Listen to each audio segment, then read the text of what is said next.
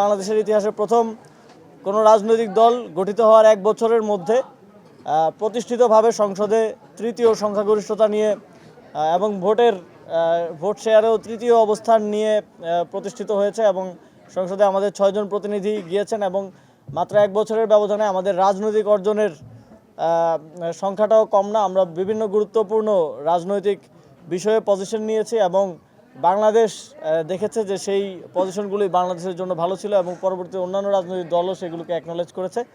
সেই জায়গা থেকে আমরা আগামী এই পুরোটা সময়ে বাংলাদেশের জনগণের সমর্থন ভালোবাসা নিয়েই আমরা এই পদযাত্রাটা শেষ করেছি, 1 বছরে উপনীত হয়েছি এবং আমরা মনে করি আগামী দিনে বাংলাদেশের মানুষ বিগত দিনে আমাদেরকে যেভাবে সমর্থন দিয়েছে, জুলাই গণঅভ্যুত্থান থেকে শুরু করে একটি নতুন রাজনৈতিক দলকে তারা যেভাবে স্নেহ, ভালোবাসা এবং সমর্থন দিয়েছে, ভোট দিয়েছে, আগামী দিনেও আমরা তাদের জন্য কাজ করব। আমাদের কমিটমেন্ট থাকবে এবং এর প্রেক্ষিতে আমরাও বাংলাদেশের জনগণের পক্ষ থেকে সমর্থন এবং ভালোবাসা এবং দোয়া প্রত্যাশী।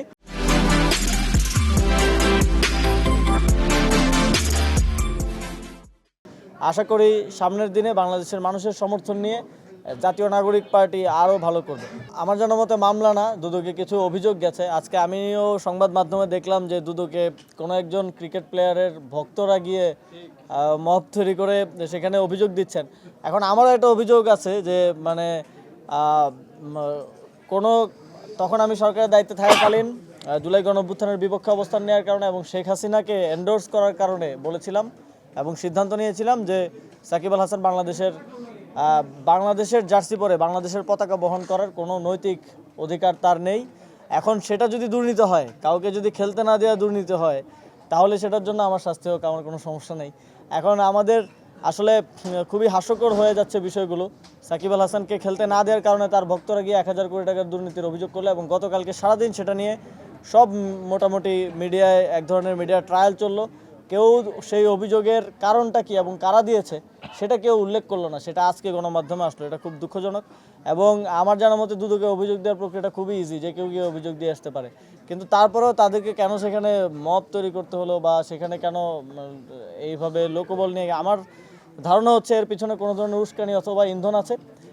কোনো যদি সুস্পষ্ট কোনো এই ধরনের হাস্যরসাত্মক অভিযোগ ছাড়া যদি কোনো সুস্পষ্ট কারো অভিযোগ থাকে, আমি মনে করি সেটা সে করতে পারে। এটা গণতান্ত্রিক দেশে সবার সে অধিকার আছে। কার যদি আমার থেকে কোনো কিছু জানার থাকে, আমিও সেটা স্পষ্টভাবে, এখানে গোপনীয়তার কিছু নেই, সেটা স্পষ্টভাবে বলার জন্য প্রস্তুত আছি এবং সহযোগিতা করতে প্রস্তুত আছি।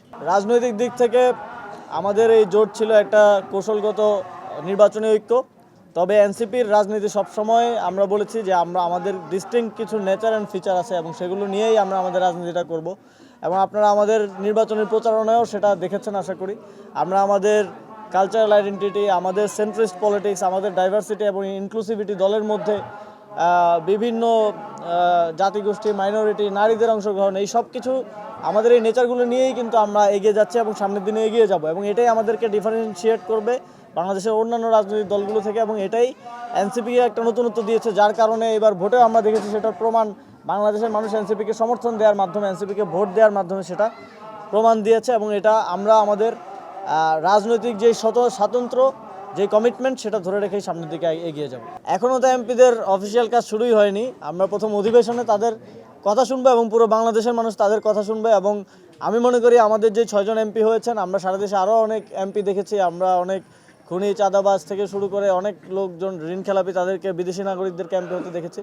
আমরা মনে করি এই 6 জন বাংলাদেশের সংসদীয় রাজনীতিতে, সংসদীয় অধিবেশনগুলোতে নতুন প্রাণচাঞ্চল্য নিয়ে আসবে এবং বাংলাদেশের মানুষ এই 6 জনের কথা শোনার জন্য, এই 6 জনের মাধ্যমে বাংলাদেশের জনগণের কথা সেখানে প্রতিফলিত হবে।